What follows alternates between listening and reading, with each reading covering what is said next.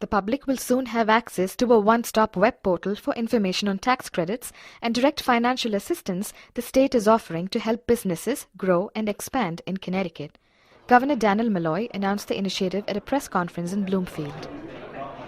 Taxpayers have the right to know what their state government is doing to promote economic development and job creation, and they should have easy access to that information. The database will help give citizens a clear picture of where economic assistance is going, how many jobs have been created, and how many have been retained. Under Executive Order Number 38, the Department of Economic and Community Development, DECD, will collaborate with the Department of Revenue Services, DRS, to create an electronic database by the end of March next year.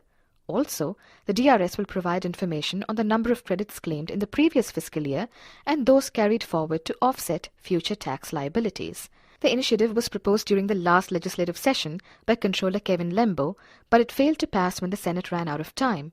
Lembo says making large data sets available will allow economists to quantify the impact of government investments. I look forward to working with the Governor and all advocates of open government to ensure that Connecticut builds on this measure to make important government data more readily available to all Connecticut residents and ultimately to make Connecticut's government the most transparent in the country. Called ctopenforbiz.com, the website will initially contain an interactive map of the DECD investments statewide.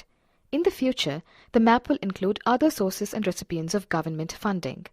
Commissioner Catherine Smith says the DECD will conduct an annual survey on economic impact and upload an aggregate list on a quarterly basis. We do ask the companies to self-report, but we can triangulate that through the information we get through the Department of Labor, and then ultimately, if we need to, we can go through the DRS. We do make sure these numbers are certifiable. Bonnie Stewart of the Connecticut Business and Industry Association says the executive order has overcome the limitations of last year's proposed bill. It didn't take into consideration concerns people would have regarding corporate espionage and the release of proprietary information.